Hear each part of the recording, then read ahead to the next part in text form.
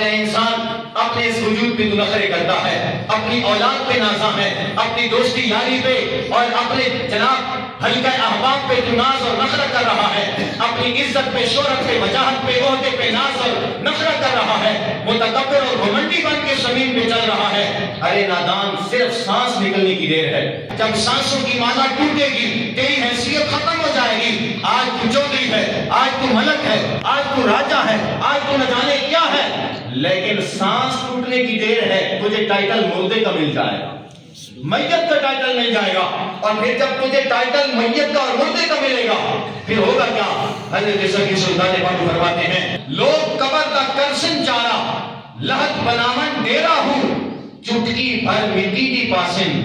Crescent ڈھیر اچیرا ہوں۔ اور آگے فرماتے ہیں دے درود گرانو منجن کوکن شیرا شیرا ہوں، بے پرواہ درگاہ رب دی باہو نہیں فضنا باج نپیڑا ہوں۔ آج اگر تو اپنے معاشرے میں ملک کہلوانے والا تھا، چودھری کہلوانے والا تھا، نواب اور سردار اور خان کہلوانے والا تھا، لیکن جو ہی سانسوں نے ساتھ چھوڑا ہے لوگ قبر کا کرسن چارا، ہر کوئی بھاگ رہا ہوگا یار قبر کھودنے والوں کو بلا لو، وہ قبر کھودے، دیر نہ ہو جائے، اس کا گھر مٹی کا بنا دیں، کہیں تاخیر نہ ہو جائے، 5-7 گھنٹے اگر اوپر ہو جائیں تو لوگ آپس میں باتیں کریں گے یار کس چیز کی دیر ہے، میت بو چھوڑ جائے گی، میت خراب ہو جائے گی، اتنا ٹائم اوپر ہو گیا ہے، لوگ اپنے سر سے اتارنے کا سوچیں گے یار اس کو جلدی پہنچاؤ، اس کو جلدی دفناؤ، اس کو جلدی قبر کا مہمان بناؤ۔ تو حضرت سکی سلطان باہو فرماتے ہیں کس بات میں نازاں ہے، بس مرنے کی دیر ہے، لوگ قبر کا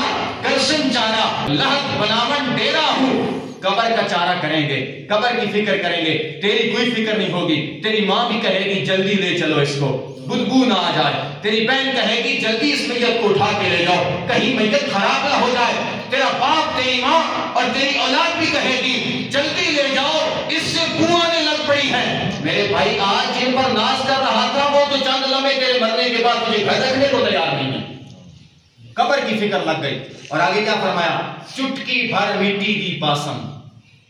تیرے جنازے کے ساتھ تیرے دوست بھی جائیں گے، تیرے جنازے کے ساتھ تیرا باپ بھی جائے گا، تیرے جنازے کے ساتھ ممکن ہے تیرا دادا زندہ ہے وہ بھی جائے گا، تیرے جنازے کے ساتھ تیری اولاد بھی ہوگی،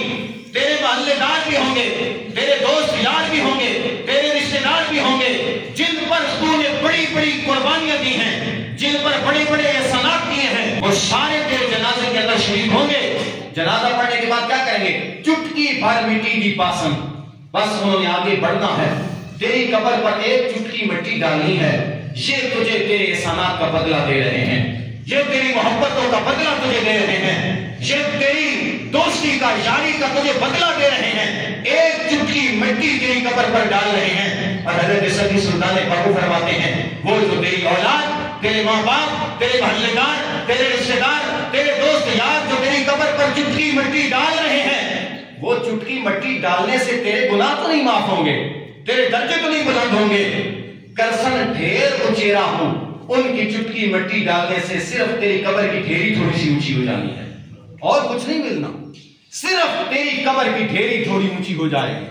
اور جب تیری قبر تیار ہو جائے گی پھر اپنے گھروں کی طرف لوٹ جائیں گے، آہستہ آہستہ وہ تجھے بھولنے لگ جائیں گے۔ اب کیا کریں گے